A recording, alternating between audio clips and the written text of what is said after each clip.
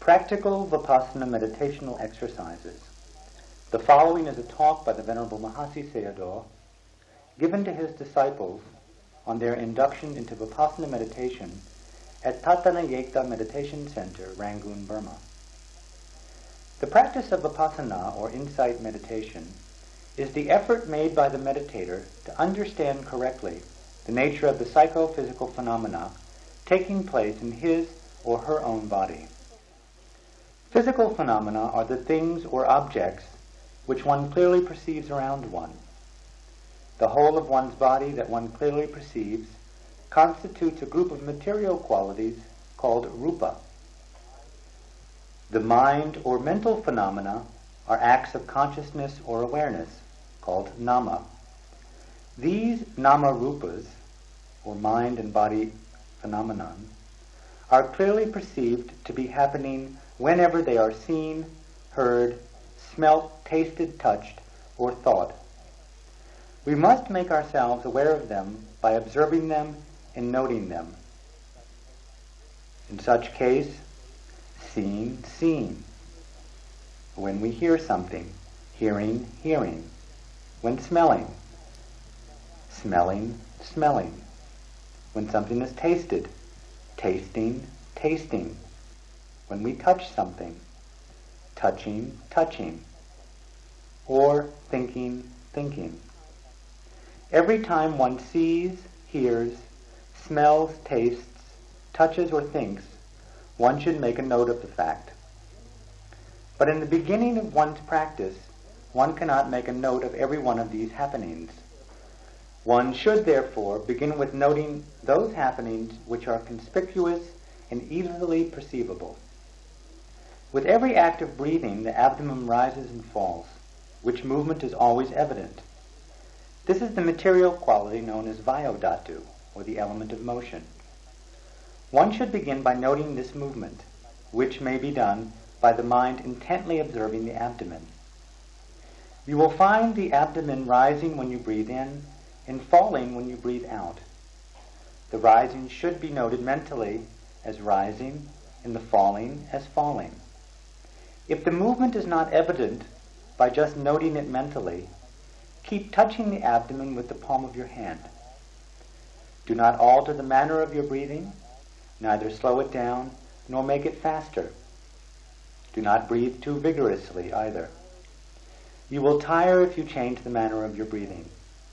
Breathe steadily as usual and note the rising and falling of the abdomen as they occur. Note it mentally and not verbally. In Vipassana meditation, what you name or say doesn't matter.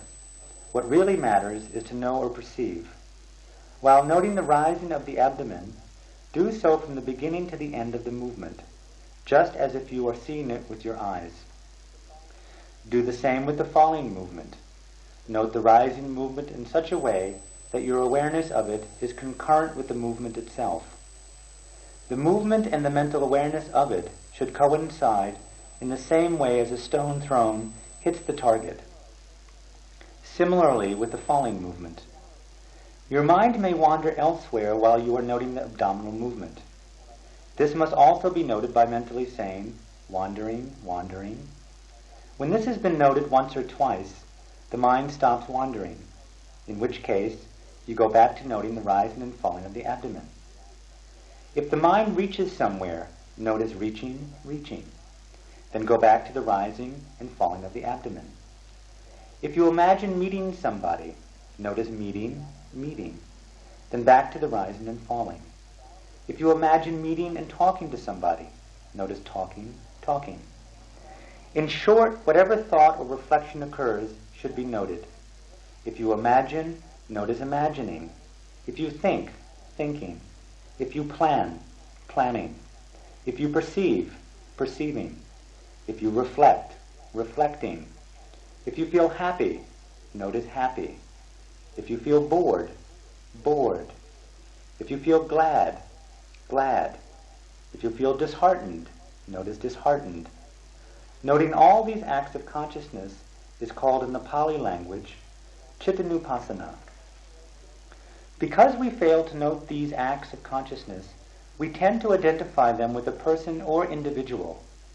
We tend to think that it is I who is imagining, or thinking, planning, knowing, or perceiving. We think that there is a person who, from childhood onwards, has been living and thinking.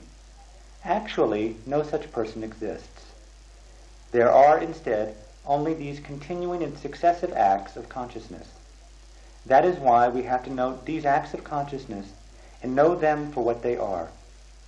That is why we have to note each and every act of consciousness as it arises and becomes evident. When so noted, it tends to disappear. We then go back to noting the rising and falling of the abdomen. When you have sat meditating for some period of time, sensations of stiffness and heat will arise in your body.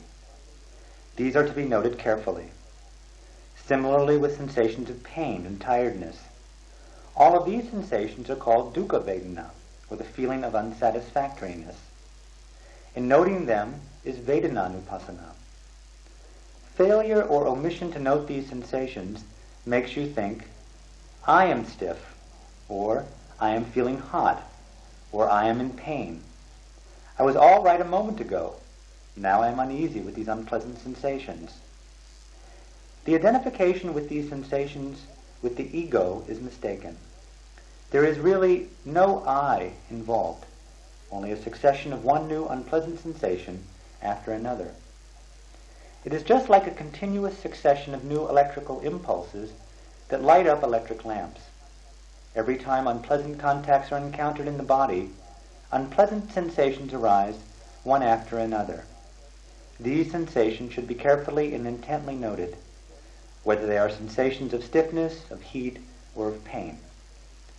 In the beginning of the yogi's meditational practice, these sensations may tend to increase and lead to a desire to change the posture. This desire should also be noted, after which time the yogi should go back to noting the sensations of stiffness, heat, etc. Patience leads to nibbana, as the saying goes. This saying is most relevant in meditational effort. One must be patient in meditation.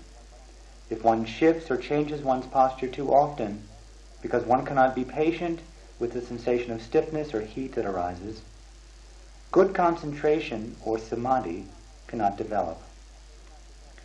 If samadhi cannot develop, insight cannot result, and there can be no attainment of magga, or the path that leads to nibbana, or phala, the fruit of that path, and nibbana. That is why patience is needed in meditation. It is patience mostly with unpleasant sensations in the body, like stiffness, sensations of heat and pain, and other sensations that are hard to bear, that one needs to carefully and patiently be with. That is, being mindful of them as they occur.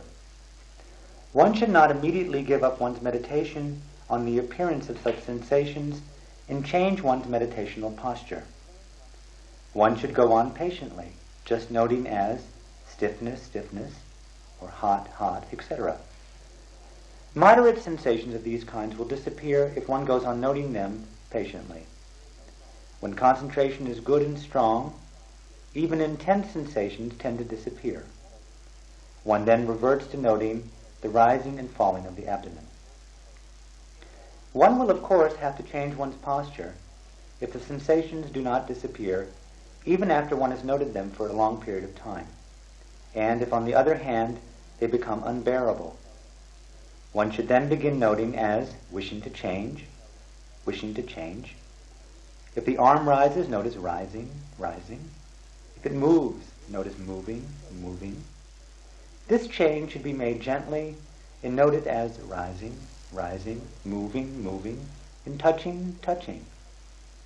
If the body sways, note it as swaying, swaying. If the foot rises, rising, rising. If it moves, note as moving, moving. If it drops, dropping, dropping. If there is no change, but only static rest, go back to noting the rising and falling of the abdomen. There must be no intermission in between, only continuity between a preceding act of noting and a succeeding one, between a preceding samadhi or a state of concentration and a succeeding state of concentration. Only then will there be successive and ascending stages of maturity in the meditator's state of insight. Magga and Palamjnana, or the knowledge of the path and its fruition, are attained only when there is this kind of gathering momentum. The meditative process is like that of producing fire by energetically and unremittently rubbing two sticks of wood together so as to attain the necessary intensity of heat, that is, when the flame arises. In the same way, the noting of Vipassana meditation should be continual and unremitting, without any resting interval between acts of noting whatever phenomena may arise. For instance, if a sensation of itchiness intervenes and the yogi desires to scratch because it is hard to bear, both the sensation and the desire to get rid of it should be noted, without immediately getting rid of the sensation by scratching. If one goes on perseveringly noting thus, the itchiness generally disappears, in which case one reverts to noting the rising and the falling of the abdomen. If the itchiness does not in fact disappear, one has, of course, to eliminate it by scratching.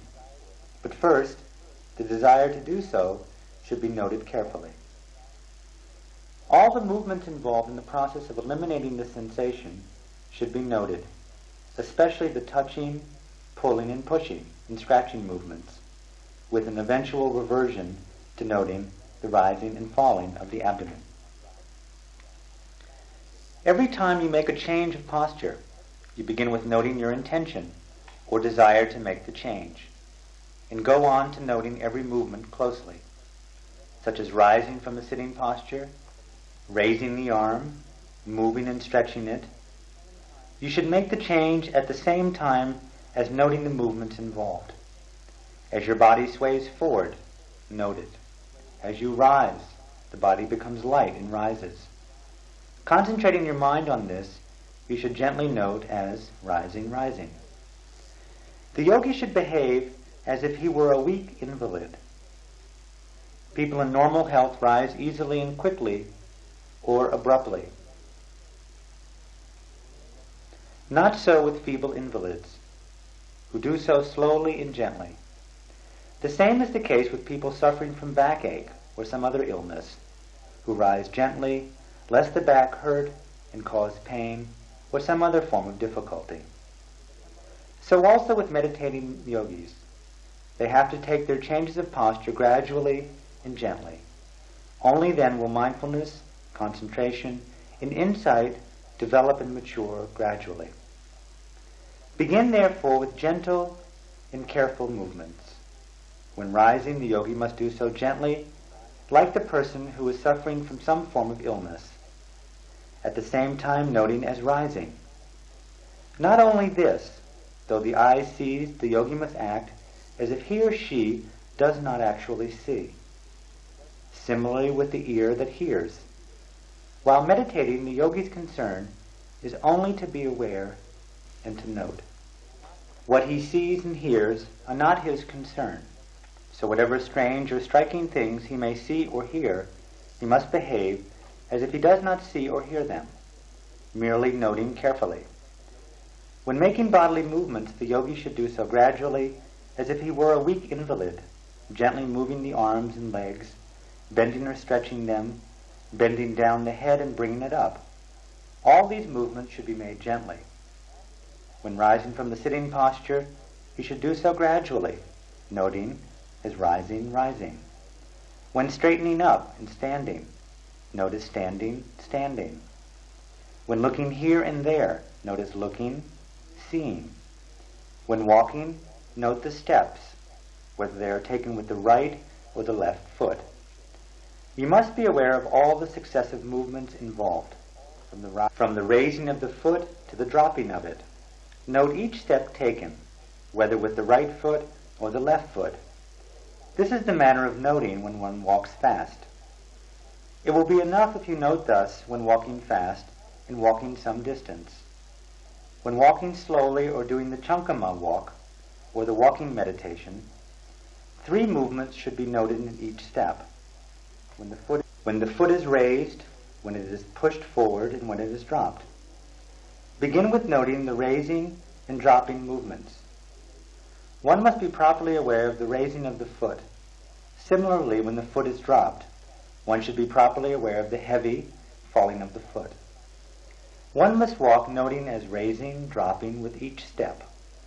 This noting will become easier after about 2 days.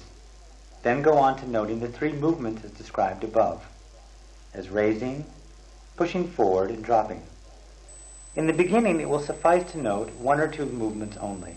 Thus, right step, left step, when walking fast, and raising, dropping, when walking slowly. If when walking thus you want to sit down, note as wanting to sit down, wanting to sit down.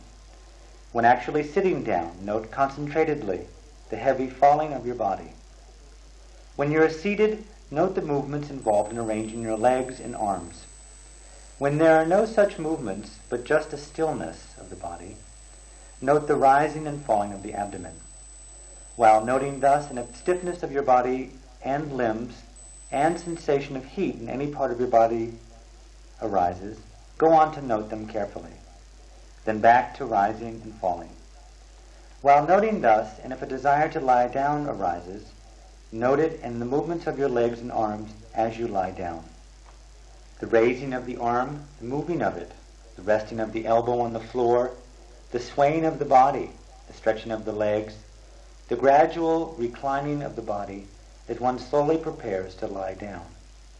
All these movements should be noted. To note as you lie down thus is important.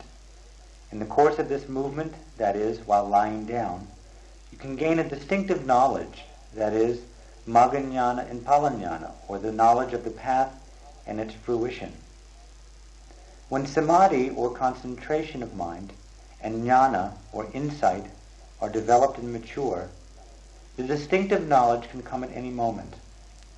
It can come in a single bend of the arm or in a single stretch of the arm. Thus it was during the time of the Buddha, shortly after his passing away, when his personal attendant of 25 years, the Venerable Ananda, became a fully enlightened being, or an arhat. The Venerable Ananda was trying strenuously to attain arhatship overnight on the eve of the first Buddhist council. He was practicing the whole night the form of Vipassana meditation known as Kaya Gata Sati, noting his steps, right and left, raising, pushing forward, and dropping of the feet, noting, happening by happening, the mental desire to walk and the physical movement involved in each step. Although this went on till it was nearly dawn, he had not yet succeeded in attaining arhatship.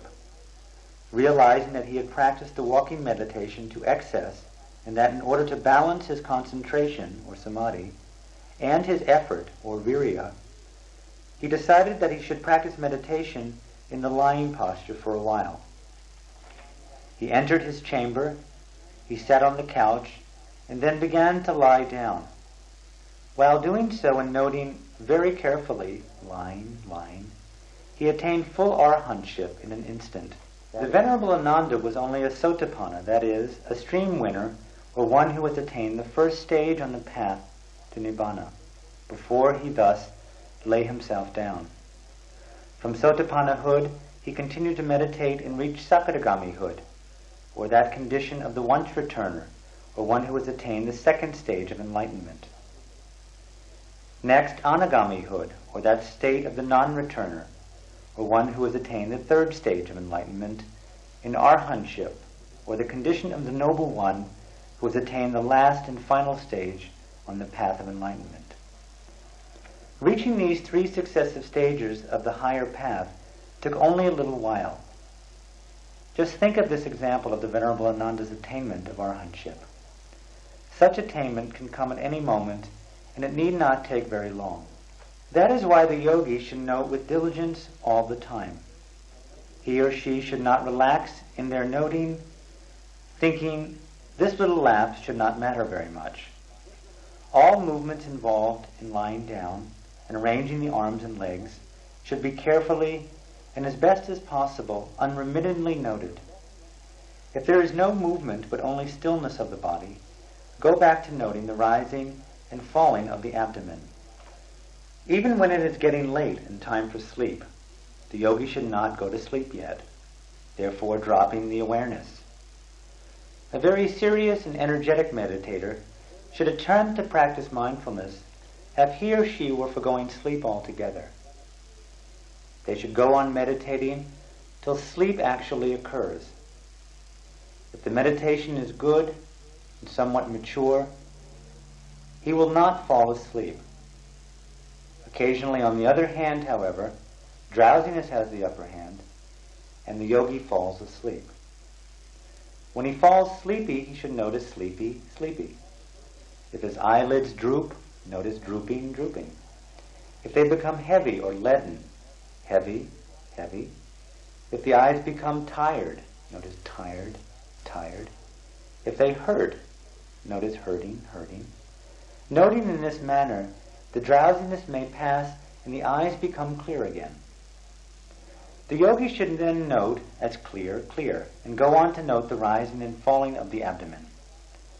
However perseveringly the yogi may go on meditating, if real drowsiness intervenes, the yogi actually does fall asleep. It's not difficult to fall asleep. In fact, it's quite easy. If you meditate in the lying posture, you gradually become drowsy and eventually fall asleep. That is why the beginner in meditation should not meditate too long in the lying posture, or too much. He should meditate much more in the sitting and walking postures of the body. But as it grows late and becomes time for sleep, he or she should meditate in the lying posture, noting the rising and falling movements of the abdomen. They will then naturally and automatically fall asleep. The time the yogi is able to sleep is the resting time for the meditator. But for the really serious yogi, they should attempt to limit their sleeping time to about 4 hours. This is the midnight time permitted by the Buddha. 4 hours sleep is quite enough in most cases. If the beginner in meditation thinks that 4 hours sleep is actually not sufficient for health, they may extend it to 5 or 6 hours. 6 hours sleep is clearly enough for most people's health. When the yogi awakens, he or she should at once resume noting. The yogi who is really bent on attaining enlightenment, that is, Magga and Palanjana, should rest from meditational effort only when there is sleep. At other times, in his or her waking moments, they should be noting continually and without rest, unremittedly noting, carefully as possible. That is why, as soon as one awakens, they should note the awakening state of this mind as awakening, awakening. If they cannot yet make themselves aware of this, they should begin noting the rising and the falling of the abdomen. If they intend to get up from the bed, they should note as intending to get up, intending to get up. They should then go back to noting the changing movements they make as they arrange their arms and legs. When they raise the head, note as raising or rising. When he is seated, note as sitting, sitting.